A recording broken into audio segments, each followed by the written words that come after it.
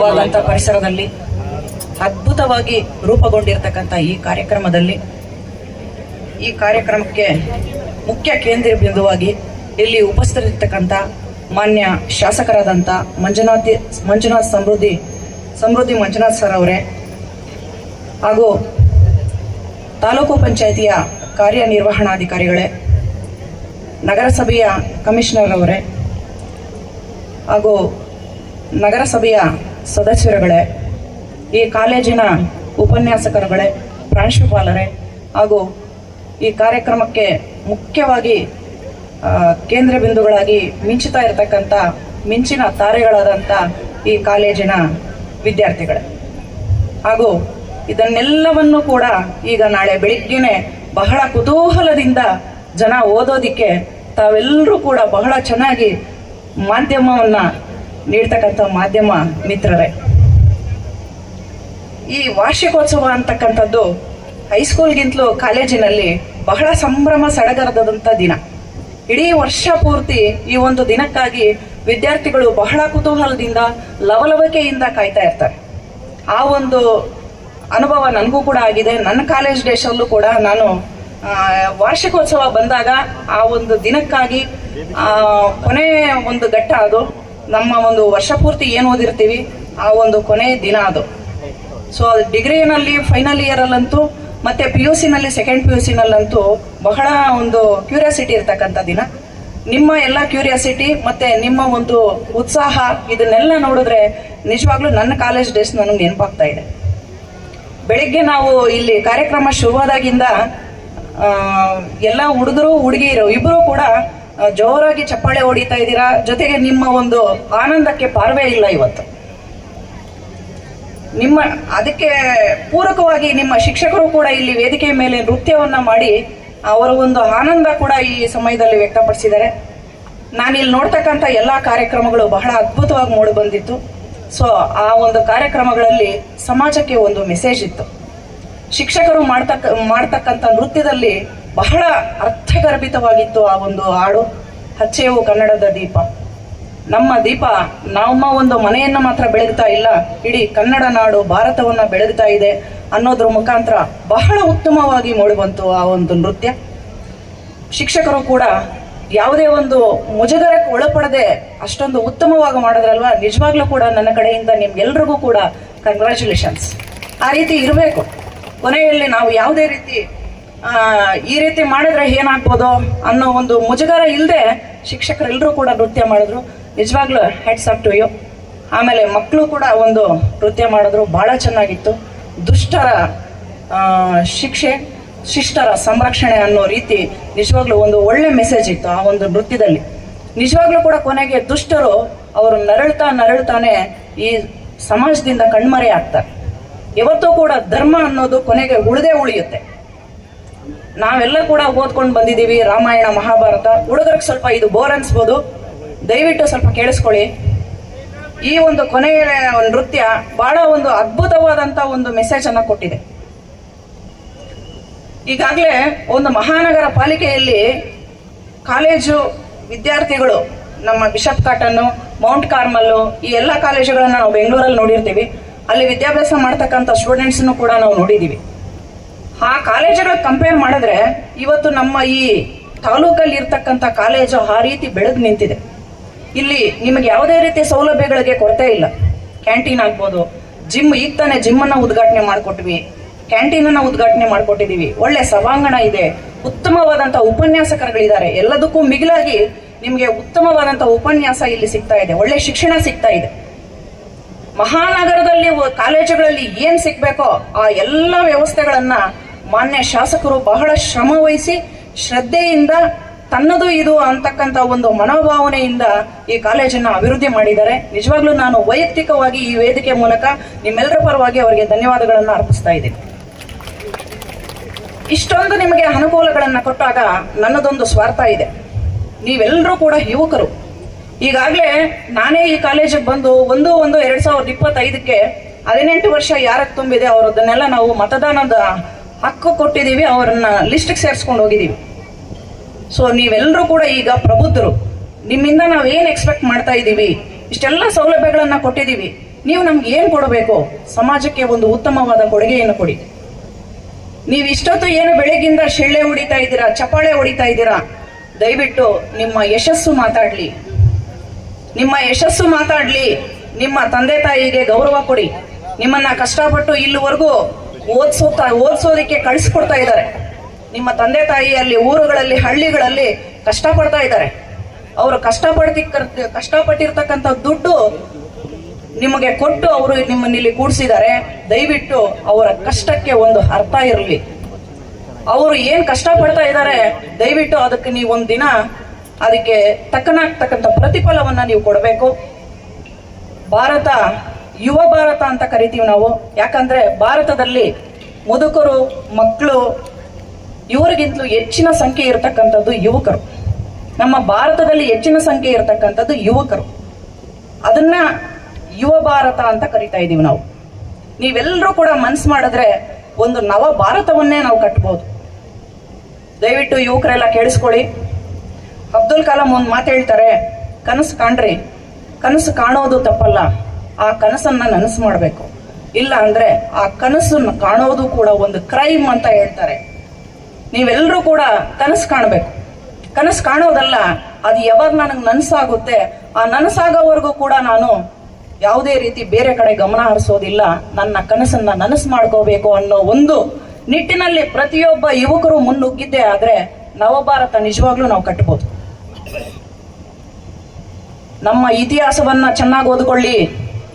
ವೈಭವಯುತವಾದಂತ ದೇಶ ನಮ್ಮದು. ಉತ್ತಮವಾದ ಕಲೆ, ಸಾಹಿತ್ಯ, ಸಂಸ್ಕೃತಿ ಇರ್ತಕ್ಕಂಥ ನಾಡು ಇವತ್ತು. ಎಲ್ಲ ದೇಶಗಳಿಗೆ ಕಂಪೇರ್ ಮಾಡಿದ್ರೆ ನಮ್ಮ ಭಾರತ ವೈವಿಧ್ಯಮಯವಾದಂಥ ಸಂಸ್ಕೃತಿಯನ್ನ ಹೊಂದಿದೆ. ಉತ್ತಮವಾದಂಥ ಕಲೆ ಇದೆ, ಸಾಹಿತ್ಯ ಇದೆ. ಹಲವಾರು ಕವಿಗಳು ಉತ್ತಮವಾದ ಗ್ರಂಥಗಳನ್ನ ರಚನೆ ಮಾಡಿ ಹೋಗಿದ್ದಾರೆ, ಉತ್ತಮವಾದ ಕವಿತೆಗಳನ್ನ ಬಿಟ್ಟು ಹೋಗಿದ್ದಾರೆ. ಇದನ್ನೆಲ್ಲ ನೀವು ಸ್ಟಡಿ ಮಾಡಿ. ಈಗಾಗಲೇ ನೀವು ಸ್ಟಡಿ ಮಾಡ್ತಾ ಇದ್ದೀರಾ. ಅದನ್ನ ಬರೀ ಎಕ್ಸಾಮ್ ದೃಷ್ಟಿಯಿಂದ ಓದಬೇಡಿ. ದಯವಿಟ್ಟು ಜೀವನಕ್ಕಾಗಿ ಓದಿ. ಜೀವನಕ್ಕಾಗಿ ಓದಿ ಅದನ್ನ ಅರ್ಥ ಮಾಡ್ಕೊಳ್ಳಿ. ಎಷ್ಟೊಂದು ಚೆನ್ನಾಗಿದೆ ನಮ್ಮ ಭಾರತದ ಇತಿಹಾಸ. ಎಂತ ಅರಸರು, ಎಂತ ರಾಜ ಮನೆತನದವರು ನಮ್ಮ ಭಾರತವನ್ನ ಹಾಳಿ ಹೋಗಿದ್ದಾರೆ. ಏನೆಲ್ಲ ಕೊಡುಗೆಗಳನ್ನ ಇಲ್ಲಿ ಬಿಟ್ಟು ಹೋಗಿದ್ದಾರೆ. ನಾವು ಅದನ್ನೆಲ್ಲ ಮತ್ತೆ ಭದ್ರ ಮಾಡ್ಕೋಬೇಕು. ವಿಜಯನಗರದ ಅರಸರ ಕಾಲದಲ್ಲಿ ರಾಶಿರಾಜ ವಜ್ರ ವೈಡೂರ್ಯಗಳನ್ನ, ಚಿನ್ನವನ್ನ ಮಾರ್ತಾ ಇದ್ರು ನಮ್ಮ ರೋಡುಗಳಲ್ಲಿ. ಅಂತ ವೈಭವದಿಂದ ಮೆರೆದಂತ ಸಾಮ್ರಾಜ್ಯ ಇದು. ಇಂಥ ಸಾಮ್ರಾಜ್ಯದ ಇತಿಹಾಸವನ್ನ ಪ್ರತಿಯೊಬ್ಬ ನಾಯಕ, ಪ್ರತಿಯೊಬ್ಬ ಯುವಕರು ಕೂಡ ಮನಸ್ಸಿಟ್ಟು ಓದಬೇಕು. ಎಕ್ಸಾಮ್ ದೃಷ್ಟಿಯಿಂದ ಓದಬೇಡಿ, ಮನಸ್ಸಿಟ್ಟು ಓದಿ. ಮನಸ್ಸಿಟ್ಟು ಓದಿದಾಗ ಅದು ನಿಮ್ಮ ಕೊನೆವರೆಗೂ ಇರ್ತದೆ, ನಿಮ್ಮ ಮಕ್ಕಳವರೆಗೂ ಇರ್ತದೆ, ನಿಮ್ಮ ಮೊಮ್ಮಕ್ಕಳಿಗೂ ಕೂಡ ಕೂಡಿಸ್ಕೊಂಡು ನೀವು ಇತಿಹಾಸ ಹೇಳಬಹುದು. ಆ ರೀತಿ ಓದಿ. ನಮ್ಮ ಸಂವಿಧಾನವನ್ನು ಅರ್ಥ ಮಾಡ್ಕೊಳ್ಳಿ. ನಮ್ಮ ಸಂವಿಧಾನದ ಪ್ರಸ್ತಾವನೆಯನ್ನ ಪ್ರತಿಯೊಂದ್ಸರಿ ಮೆಲ್ಕಾಕೊಳ್ಳಿ. ಏನ್ ಹೇಳುತ್ತೆ ನಮ್ಮ ಸಂವಿಧಾನ? ನಾವು ಯಾವ ಕಡೆಗೆ ನಡ್ಕೊಂಡು ಹೋಗ್ತಾ ಇದ್ದೀವಿ? ನಮ್ಮ ಸಂವಿಧಾನದ ಪ್ರಸ್ತಾವನೆ ಏನ್ ಹೇಳ್ತದೆ? ನಾವು ಭಾರತೀಯ ಪ್ರಜೆಗಳಾಗಿ ನಾವೇನ್ ಮಾಡಬೇಕು? ನಮ್ಮ ರಾಜಕೀಯದ ವ್ಯವಸ್ಥೆ ಹೆಂಗಿದೆ? ನಮ್ಮ ಆರ್ಥಿಕತೆ ಹೇಗಿದೆ? ಭಾರತದ ಆರ್ಥಿಕತೆ ಯಾವ ಕಡೆಗೆ ಹೋಗ್ತಾ ಇದೆ? ಇಡೀ ರಾಷ್ಟ್ರಗಳ ಸಾಲಿನಲ್ಲಿ ನಿಂತು ನೋಡಿದಾಗ ನಮ್ಮ ಭಾರತದ ಆರ್ಥಿಕತೆ ಯಾವ ಸಾಲದಲ್ಲಿದೆ? GDP ರೇಟ್ ಏನಿದೆ? GST ರೇಟ್ ಏನಿದೆ? FDP ಏನಿದೆ? ಇದನ್ನೆಲ್ಲ ದಯವಿಟ್ಟು ನೀವೆಲ್ಲರೂ ಕೂಡ ಪ್ರಬುದ್ಧರಿದ್ದೀರಿ. ತಾವೆಲ್ಲರೂ ಕೂಡಿ ಒಂದು ನಿರ್ಧಾರಕ್ಕೆ ಬನ್ನಿ. ಬೇರೆ ರೀತಿಯಾದಂಥ ಯೋಚನೆಗಳನ್ನ ಬಿಡಿ. ಬೇರೆ ರೀತಿ ನಮ್ಮ ದೇಶದ ಏಕತೆಗೆ, ಐಕ್ಯತೆಗೆ ಮಾರಕವಾಗ್ತಕ್ಕಂಥ ಯೋಚನೆಗಳನ್ನ ಕೈ ಬಿಡಿ. ನಮ್ಮ ದೇಶ ಏಕತೆಯಿಂದ ಇರಬೇಕು. ನಮ್ಮ ರಾಷ್ಟ್ರದಲ್ಲಿ ಐಕ್ಯತೆ ಮೂಡಿ ಬರಬೇಕು. ಇದನ್ನೇ ನಮ್ಮ ಮಹಾನ್ ನಾಯಕರು, ರಾಷ್ಟ್ರ ನಾಯಕರುಗಳು ಇದುವರೆಗೂ ಕೂಡ ಹೇಳ್ಕೊಂಡು ಬಂದಿದ್ದಾರೆ. ನಮ್ಮ ಸಂವಿಧಾನದ ಪ್ರಸ್ತಾವನೆಯೂ ಅದೇ ಹೇಳುತ್ತೆ. ನಮ್ಮ ಸಂವಿಧಾನದಲ್ಲಿ, ನಮ್ಮ ಸಂವಿಧಾನವನ್ನು ರಚನೆ ಮಾಡಿರ್ತಕ್ಕಂಥ ನಾಯಕರುಗಳು, ಆ ಸಂವಿಧಾನದ ಸಮಿತಿಯ ಆಶಯಗಳು, ನಮ್ಮ ಡಾಕ್ಟರ್ BR ಅಂಬೇಡ್ಕರ್ ಸರ್ ಅವರು ಏನ್ ಹೇಳಿದ್ದಾರೆ? ಸೊ ಇದನ್ನೆಲ್ಲ, ಈ ಆಶಯಗಳನ್ನ ತಾವೆಲ್ಲರೂ ಕೂಡ ಮೈಗೂಡಿಸ್ಕೋಬೇಕು. ಇಷ್ಟಪಟ್ಟು ಓದಿ ಸಂವಿಧಾನವನ್ನ. 395 ಮೂಲ ವಿಧಿಗಳು ಏನಿದೆಯೋ ಆ ವಿಧಿಗಳನ್ನೆಲ್ಲ ನೀವು ಹೇಳೋದು ದೊಡ್ಡ ವಿಷಯನೇ ಅಲ್ಲ. ಈಗ ಎಕ್ಸಾಮ್ ಆದ್ಮೇಲೆ ರಜೆಗಳು ಸಿಗುತ್ತೆ. ದಿನಕ್ಕೆ ನೀವು 50 ವಿಧಿನ ಬಾಯ್ಪಾಠ ಮಾಡಿ ಹೋಗ್ತಾ ಇದ್ರು ಕೂಡ ನಿಮ್ಮ ರಜಾ ಮುಗಿಸ್ಕೊಂಡು ಮತ್ತೆ ನೀವು ವಾಪಸ್ ಕಾಲೇಜಿಗೆ ಬರೋಷ್ಟೊತ್ತಿಗೆ 395 ವಿಧಿನೂ ನಿರರ್ಗಳವಾಗಿ ಹೇಳಬಹುದು. ಪ್ರತಿಯೊಂದು ವಿಧಿ ಏನ್ ಹೇಳುತ್ತೆ ಅನ್ನೋದನ್ನ ಪ್ರತಿಯೊಬ್ಬ ಯುವಕ ಕೂಡ ಹೇಳಿದಾಗ್ಲೇ ನಿಜವಾಗ್ಲೂ ಕೂಡ ಅದಕ್ಕೆ ಸಾರ್ಥಕತೆ ಬರುತ್ತೆ. ಮೇಡಮ್ KS ಮಾಡಿದ್ದಾರೆ, ದೊಡ್ಡ ಭಾಷಣ ಬಿಗಿತಾ ಇದ್ದಾರೆ ಅಂತ ಅನ್ಕೋಬೇಡಿ. ನಿಜವಾಗ್ಲೂ ಕೂಡ ಈ ಫೈನಲ್ ಇಯರ್ ಡಿಗ್ರಿ ಆದ್ಮೇಲೆ ಪ್ರತಿಯೊಬ್ಬರಿಗೂ ಕುತ್ಕೊಂಡು ಕಾಂಪಿಟೇಟಿವ್ ಎಕ್ಸಾಮ್ ಓದಿ. ನೀವೆಲ್ಲರೂ ಕೂಡ ಮುಂದೆ ಇನ್ನ 3-4 ವರ್ಷದಲ್ಲಿ ಒಂದು ಜವಾಬ್ದಾರಿಯುತ ಸ್ಥಾನದಲ್ಲಿ, ಒಂದು ಅಧಿಕಾರಿ ಸ್ಥಾನದಲ್ಲಿ ನೋಡ್ಬೇಕು ಅನ್ನೋದು ನನ್ನ ಆಸೆ. ಯಾಕಂದ್ರೆ ಇದು ನನ್ನ ಸ್ವಂತ ತಾಲೂಕಾಗಿರೋದ್ರಿಂದ ನನಗೊಂದು ಒಂದು ಆಸೆ ಇದೆ. ಆ ಆಸೆನ ನಾನು ನಿಮ್ಮ ಹತ್ರ ಹೇಳ್ಕೊಂತ ಇದ್ದೀನಿ. ನೀವೆಲ್ಲರೂ ಕೂಡ ಪ್ರಬುದ್ಧರಾಗಿರ್ಬೇಕು, ಪ್ರಬುದ್ಧತೆಯಿಂದ ಯೋಚನೆ ಮಾಡಿ. ವಿವೇಕಾನಂದ ಅವರು ಒಂದ್ಸರಿ ಚಿಕಾಗೋ ಸಮ್ಮೇಳನದಲ್ಲಿ ಭಾಗವಹಿಸ್ತಾರೆ. ಅವರು ಚಿಕಾಗೋ ಸಮ್ಮೇಳನದಲ್ಲಿ ಭಾಗವಹಿಸಿದಾಗ ನಮ್ಮ ರಾಮಾಯಣ ಗ್ರಂಥವನ್ನ ಕೆಳಗಡೆ ಇಟ್ಟಿರ್ತಾರೆ. ಅದರ ಮೇಲೆ ಬೇರೆ ಬೇರೆ ದೇಶದ ಗ್ರಂಥಗಳನ್ನೆಲ್ಲ ಜೋಡಿಸ್ಕೊಂಡು ಹೋಗಿರ್ತಾರೆ. ವಿವೇಕಾನಂದರ ಅವರಿಗೆ ಅವರ ಸ್ನೇಹಿತರು ಹೇಳ್ತಾರೆ, ನೋಡು ನಮ್ಮ ಭಾರತದ ರಾಮಾಯಣ ಮತ್ತು ಮಹಾಭಾರತ ಗ್ರಂಥಗಳನ್ನ ಎಷ್ಟು ಕೆಳಗಡೆ ಇಟ್ಟಿದ್ದಾರೆ ನೋಡು, ಬೇರೆ ದೇಶಗಳದ್ದೆಲ್ಲ ಮೇಲ್ಮೇಲೆ ಜೋಡಿಸ್ಕೊಂಡು ಹೋಗಿದ್ದಾರೆ ಅಂತ ಹೇಳ್ತಾರೆ. ವಿವೇಕಾನಂದ ಅವರು ಒಂದು ಮಾತು ಹೇಳ್ತಾರೆ, ನಮ್ಮ ಭಾರತದ ರಾಮಾಯಣ ಮಹಾಭಾರತ ಎಲ್ಲಾ ಬೇರೆ ಗ್ರಂಥಗಳಿಗೆ ಅಡಿಪಾಯ, ಹಾಗಾಗಿ ಅವರು ಅದನ್ನ ಕೆಳಗಿಟ್ಟಿದ್ದಾರೆ. ಅವರ ಒಂದು ಸಕಾರಾತ್ಮಕ ಭಾವನೆ ಹೇಗಿತ್ತು ಅಂತ ನೋಡಿ, ಅವರ ಪಾಸಿಟಿವ್ನೆಸ್ ಹೇಗಿತ್ತು ಅಂತ ನೋಡಿ. ಕೆಟ್ಟದಲ್ಲೂ ಕೂಡ ನಾವು ಒಳ್ಳೆಯದನ್ನ ಕಾಣಬೇಕು, ಕೆಟ್ಟದಲ್ಲೂ ಕೂಡ ನಾವು ಒಳ್ಳೆಯದನ್ನ ಕಾಣಬೇಕು. ಕೆಸರಲ್ಲಿ ಕಮಲ ಹರಳುತ್ತೆ, ಕೆಸರು ಅಂತ ಕಮಲನೂ ಕೆಸರಲ್ಲವಲ್ಲ. ಆ ರೀತಿ ಇರಬೇಕು ನಿಮ್ಮ ಮನಸ್ಸುಗಳು. ನೀವು ಯುವಕರು, ಈಗ ಒಂದು ಸುದ್ದಿ ಇದೆ, ಇಂದಿನ ಯುವ ಜನತೆ ಎಲ್ಲ ಮೊಬೈಲು ಗ್ಯಾಜೆಟ್ಸ್ ಹಿಡ್ಕೊಂಡು ಯಾವಾಗ ನೋಡಿದ್ರು ಕೂಡ ಫೇಸ್ಬುಕ್, ವಾಟ್ಸಪ್, ಇನ್ಸ್ಟಾಗ್ರಾಮು ಅಂತ ಇರ್ತಾರೆ. ಸೊ ಇದನ್ನ ವಿದ್ಯಾಭ್ಯಾಸಕ್ಕೆ ತೊಂದರೆ ಆಗ್ತಾ ಇದೆ, ಯಾರು ಕೂಡ ವಿದ್ಯಾಭ್ಯಾಸದ ಕಡೆ ಗಮನ ಹರಿಸ್ತಾ ಇಲ್ಲ ಅನ್ನೋ ಒಂದು ಟಾಕ್ ಇದೆ. ಸೊ ಅದನ್ನ ಸುಳ್ಳು ಮಾಡಬೇಕು. ಯಾಕೆ ಒಳ್ಳೇದಕ್ಕೆ ಯಾಕೆ ಉಪಯೋಗಿಸಬಾರ್ದು? ಈಗ ಗೂಗಲ್ ಅಲ್ಲಿ ನೀವು ನಿಂತಲ್ಲೇ ಕೂತಲ್ಲೇ ನೀವು ಇಡೀ ಸಾಮ್ರಾಜ್ಯನ, ಇಡೀ ವಿಶ್ವನ ಓದ್ಬೋದು. ಅದಕ್ಕೆ ಉಪಯೋಗಿಸ್ಕೊಳ್ಳಿ. ಪ್ರತಿದಿನ ಮೊಬೈಲ್ ಉಪಯೋಗಿಸಿ. ಏನಕ್ಕೆ ಉಪಯೋಗಿಸ್ತೀರಾ? ಒಳ್ಳೆ ವಿಷಯ ತಿಳ್ಕೊಳಕ್ ಉಪಯೋಗಿಸಿ. ನಿಮ್ಮ ಸಬ್ಜೆಕ್ಟ್ ರಿಲೇಟೆಡ್ ಇನ್ನೂ ಜಾಸ್ತಿ ವಿಷಯನ ಕಲೆಕ್ಟ್ ಮಾಡಕ್ ಉಪಯೋಗಿಸ್ಕೊಳ್ಳಿ. ಏನಕ್ಕೆ ನೀವು ಬೇರೆದಕ್ಕೆ ಉಪಯೋಗಿಸ್ಕೋಬೇಕು? ಫಿಲಮ್ಸ್ ನೋಡಿ, ನಮಗೆ ನಮ್ಮ ಅಭಿವೃದ್ಧಿಗೆ ಕಾರಣವಾಗ್ತಕ್ಕಂಥ ಫಿಲಮ್ಸ್ ನೋಡಿ, ಅದನ್ನ ಆಯ್ಕೆ ಮಾಡ್ಕೊಳ್ಳಿ. ಸೊ ಇವತ್ತು ನಾವು ಏನೇ ಮಾಡಿದ್ರು ಕೂಡ ನಮ್ಮ ದೇಶಕ್ಕೆ ಒಳ್ಳೇದಾಗೋ ತರ ಇರಬೇಕು. ಒಂದು ಒಳ್ಳೆ ಮೌಲ್ಯಗಳಿರ್ತಕ್ಕಂಥ ಒಂದು ಸಿನಿಮಾ ನೋಡಿ. ಇಂದಿನಿಂದಲೂ ಕೂಡ ನಮ್ಮ ರಾಷ್ಟ್ರೀಯ ನಾಯಕರು, ದೇಶಭಕ್ತರು, ಮಹಾನ್ ಸಂತರು, ವಚನಕಾರರು ಇವರೆಲ್ಲರೂ ಕೂಡ ಏನು ಹೇಳ್ತಾರೆ, ಮೌಲ್ಯಗಳನ್ನ ಅಳವಡಿಸ್ಕೊಂಡು ಬದುಕಿ. ಮೌಲ್ಯಗಳಿಲ್ದಿರ್ತಕ್ಕಂಥ ಸಮಾಜ ಅದು ಸಮಾಜನೇ ಅಲ್ಲ. ಮೌಲ್ಯಗಳಿಲ್ದಿರ್ತಕ್ಕಂಥ ವ್ಯಕ್ತಿನೇ ಅಲ್ಲ. ನಿಮ್ಮ ವ್ಯಕ್ತಿತ್ವ ಒಳ್ಳೆಯದಾಗಿ ರೂಪುಗೊಳ್ಳಬೇಕಾದ್ರೆ ನಿಮ್ಮಲ್ಲಿ ಒಳ್ಳೆ ಮೌಲ್ಯಗಳಿರ್ಬೇಕು, ಮಾನವೀಯ ಮೌಲ್ಯಗಳಿರ್ಬೇಕು. ಮಾನವೀಯ ಮೌಲ್ಯಗಳು ಯಾವ ವ್ಯಕ್ತಿ ಮೈಗೂಡಿಸ್ಕೊಂತಾನೋ ನಿಜವಾಗ್ಲೂ ಕೂಡ ಅವನು ಒಂದು ಉತ್ತಮ ವ್ಯಕ್ತಿ ಆಗ್ತಾನೆ, ಸಮಾಜದಲ್ಲಿ ಒಂದು ಒಳ್ಳೆ ಪ್ರಜೆ ಆಗ್ತಾನೆ. ಇವತ್ತು ನಾವು ಬಯಸ್ತಕ್ಕಂಥದ್ದು ನಿಮ್ಮಿಂದ ಅದೇನೆ. ಎಲ್ಲರೂ ಯುವಕರಿದ್ದೀರಾ, ಹೆಣ್ಮಕ್ಳು ತುಂಬಾ ಜನ ಇದ್ದೀರಾ, ಗಂಡ್ಮಕ್ಳು ಇಲ್ಲಿ ತುಂಬಾ ಜನ ಇದ್ದೀರಾ. ನೀವೆಲ್ಲ ಮನ್ಸು ಮಾಡಿದ್ರೆ ನವಭಾರತ ಕಟ್ಟೋದ್ರಲ್ಲಿ ಸಂಶಯನೇ ಇಲ್ಲ.